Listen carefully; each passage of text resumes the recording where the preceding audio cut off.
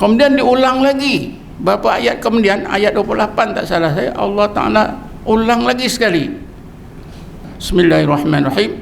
Yusabbitullahu alladhina amanu biqauli tsabit fil hayatid dunya wa fil akhirah. Yusabbitullahu alladhina amanu. Allah meneguhkan kehidupan zahir batin orang-orang yang beriman. Dengan apa? Biqauli tsabit. Qauli tsabit itu juga dengan la ilaha illallah fil hayatid dunya wa fil akhirah. Dalam hidup mereka di dunia, di akhirat. Hidup kita di dunia, di akhirat itu tuan-tuan, apa pasak dia? La ilaha illallah.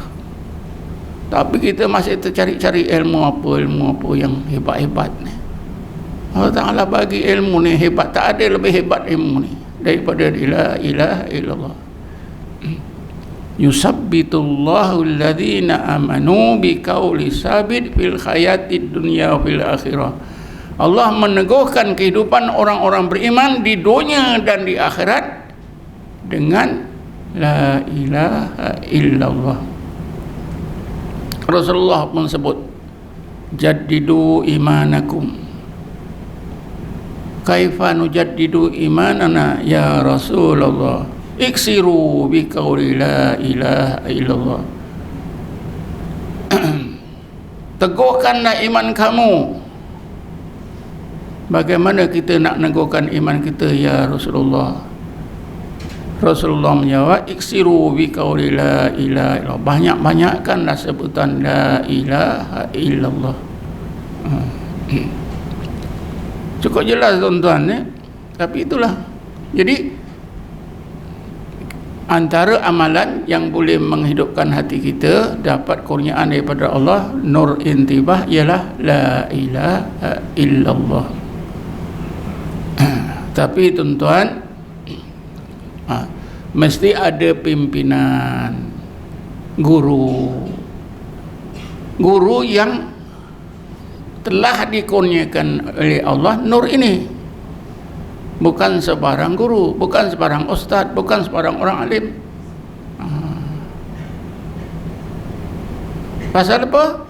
Karena asalnya itu Allah kurniakan kepada Jibril. Kemudian Jibril dilantik oleh Allah sebagai guru kepada Nabi. Jadi Jibril dapat limpahan nur itu daripada Nabi kita Muhammad SAW dapat limpahan nur itu daripada Jibril daripada Allah. Kemudian daripada Nabi melimpahlah kepada para sahabat. Kita dalam tasawuf tuan-tuan, kita tidak diajar ilmu ni daripada Rasulullah ini ya. Bukan itu saja, tapi ada bahagian yang dilimpahkan oleh Allah menerusi Nabi, menerusi dada Nabi, rohani Nabi ada. Kita fikir bila kita baca hadisnya dah dapatlah semua. Bukan tuan-tuan. Ya, ramai di antara kita fikir bila dah kita baca hadis-hadis Nabi, dah banyak hafal, dah faham, kita fikir dah dapat dah. Itu bahagian ilmu yang zahir. Hadis-hadis Nabi ini, kata-kata Nabi, nasihat Nabi. Tapi bahagian hati, bahagian rohani ini tuan-tuan, mesti menerusi limpahan bil faidhi. Karena itulah yang sistem, ya, kaedah yang Allah telah atur. Kita tak boleh nak elak, mesti menerusi itu. Sebab itu ada ilmu yang zahir, ada ilmu yang batin. Yang batin itu menerusi limpahan, terutamanya hal-hal yang berkait dengan hati kita, mesti menerusi limpahan. Cahaya yang maknawi, yang khusus itu mesti menerusi limpahan. Yang selalu kita sebut syafaat Nabi. Kalau orang-orang alim disebut barakah.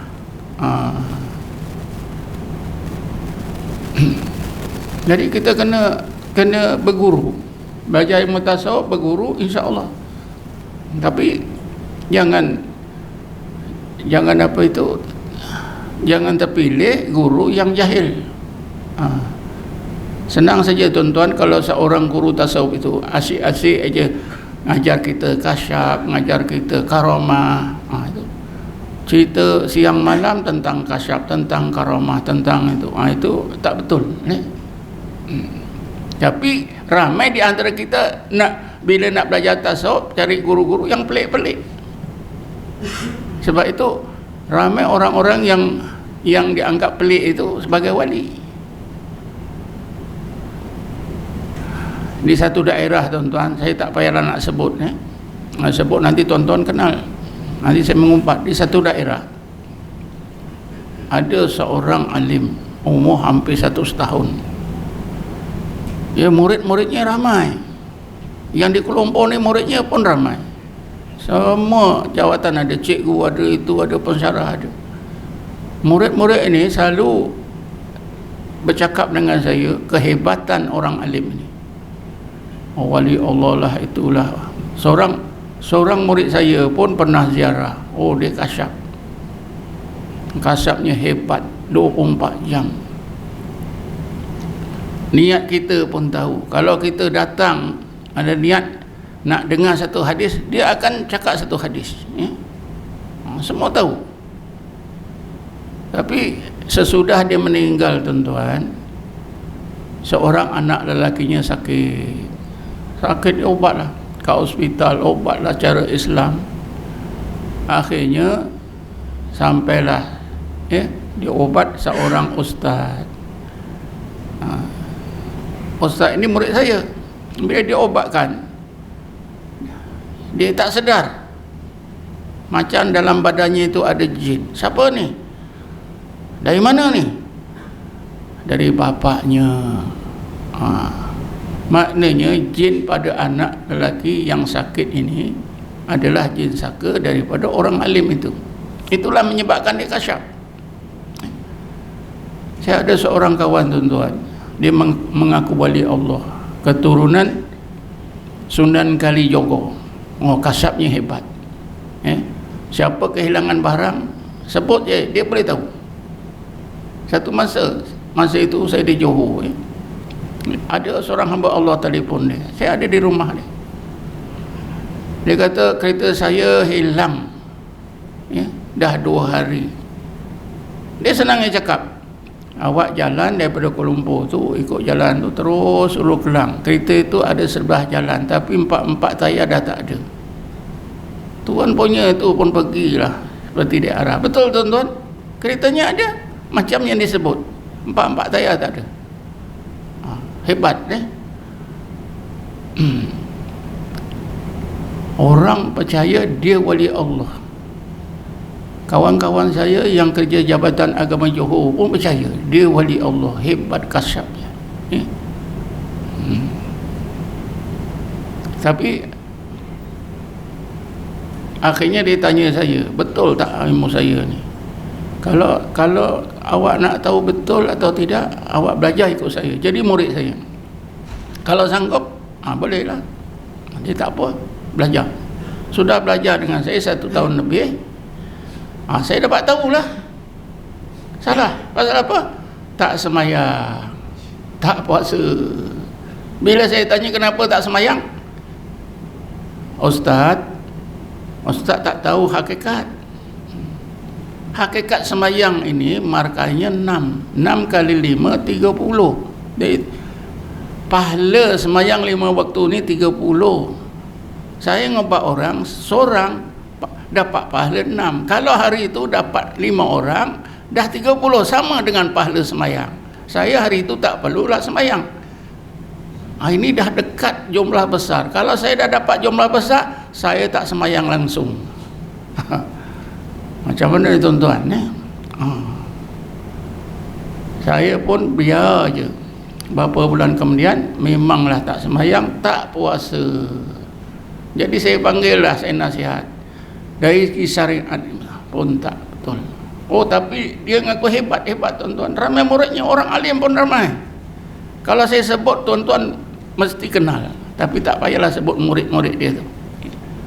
Orang-orang alim besar percaya dia tu wali Allah. Dia ajak pergi Mesir, jumpakan alim-alim dekat Kahirah sana. Minta apa? Minta pengakuan yang dia itu balik Allah, ya. Yang bawa itu pembodoh, dia pembodoh. Dia ngaku pada saya, Ustaz nak tahu tak umur saya berapa? Umur saya 150 tahun. Tapi tuan-tuan, akhir 2014 dah meninggal, belum pun 70. Wali Allah apa? Jadi itulah tuan-tuan, ya. Mestilah kita, ya, nak dapat apa tadi, warid yang pertama, nur yang pertama tadi, dengan la ilaha illallah. Cuma mestilah kita belajar daripada orang yang biasa beramal dengan la ilaha illallah, sudah dihidupkan hatinya oleh Allah, supaya kita dapat limpahan cahaya itu tadi daripada guru kita. Sebab itu bila kita belajar ilmu tasawuf, guru tasawuf kita itu mesti ada silsilah, bersambung-sambung sampai kepada Rasulullah, supaya apa? Syafaat Nabi itu sampai kepada kita, kemudian sampai kepada kita. Itu namakan keberkatan, ya? Keberkatan guru. Kita belajar daripada guru itu bukan satu saja, dapat ilmu saja, tidak, dapat limpahan. Limpahan itu terus ke dalam hati. Yang melimpahkan Allah, bukan guru kita. Guru kita tak tahu bila terlimpah sudah ke belum, dia tak tahu. Sehingga tuan-tuan, kalau kita betul mimpi, ya, mimpi katalah jumpa seorang sufi yang terkenal, Imam Ghazali katalah, Syekh Abdul Qadir Jalani. Kalau betul mimpi, memang betul mimpi itu bukan setan, tapi itu memang Syekh Abdul Qadir Jalani, kita akan dapat limpahan keberkatannya, ya. Nanti seolah-olah antara ilmu tasawuf itu mudah bagi kita, dan kita sangat yakin dengan ilmu tasawuf. Kita rasa betul